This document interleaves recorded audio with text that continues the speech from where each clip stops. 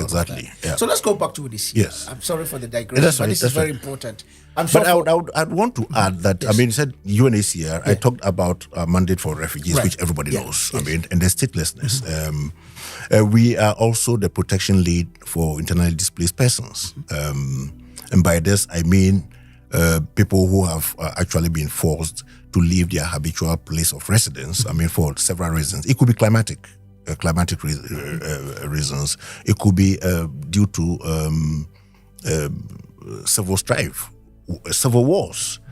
And similarly, they are unable to return to their habitual place of residence, until the causes that provoke their flight are resolved. I mean, so those are also, they have similar protection issues like refugees as well. And UNHCR leads what we call the cluster for protection to provide assistance and protection to these people working with the government. Mind you, the difference is that these ones can avail of the protection of their countries. Okay, sure. But for obvious reasons, if they have been uprooted from their homes, they face similar protection issues like refugees as well. And I would go on to say there are others of concern to UNHCR, including those who are repatriated back to their countries after the reasons why they fled are no longer there, and they are going back to their countries. UNHCR would not just support them with transportation and leave them at the border to fend for themselves.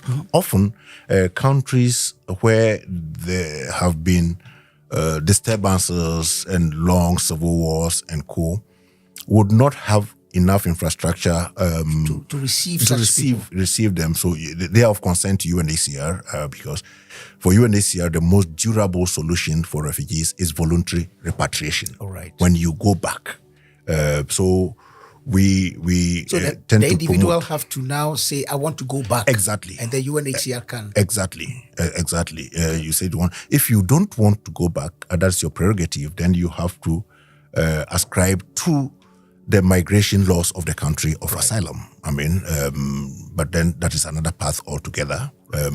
If you cannot go back for other reasons, then UNHCR would, working with resettlement countries, would look for another durable solution for you to be resettled in another country, because you may not be able to avail of protection of the country of asylum, even though conditions in your home country may have improved, but you may have a particular case. I mean, this can happen with people with the differences in political opinion and things like that, or belonging to a social group which are not tolerated in their country of origin. Yeah.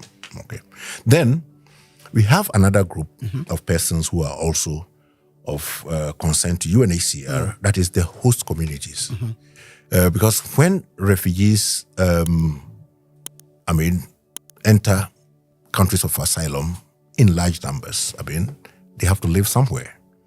And often the communities that host them share their resources. Land, of course, one of the main important resources that they share. Water, basic services.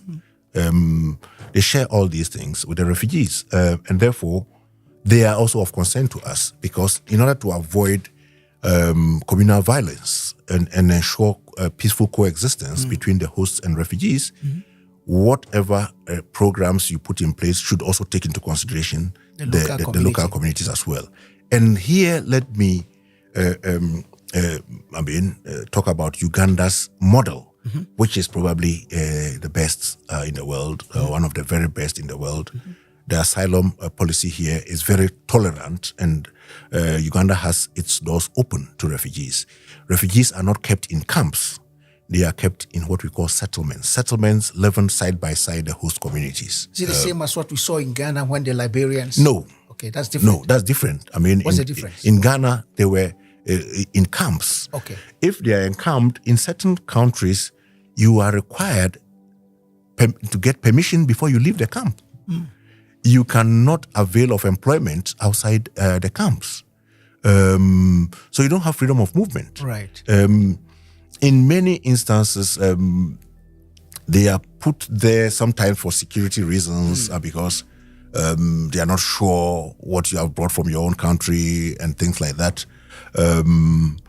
And this is very counterproductive. I mean, in the sense that, initially it was believed that, the disturbances may be short-lived. A year or two, you go back home. But, it's been shown that sometimes on the average, you can remain in an asylum country for about 17 years. 17 years in a camp. Young men and women, able-bodied men in camp. Exactly. Like I say, the devil has got a lot of work. In Ghana, exactly. Yeah.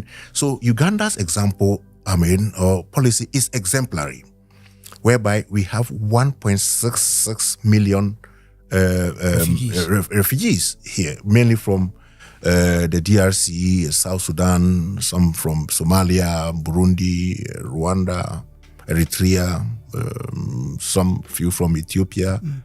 They are all here, and they have freedom of movement and access to the labor market, depending on their qualifications and expertise and experience as well. So it's something exemplary. So is the decision to either create a camp or settlement, that decision, is it the prerogative of the hosting nation, or they work in tandem with UNHCR? UNHCR is in any country on invitation of the government. Right. The government is the host. The government is the one responsible for the protection of the people, of refugees. UNHCR supports governments. Right. And many of these governments have signed the convention, acceded to these conventions, and therefore we work with them to ensure that they respect the conventions that they have signed. Right.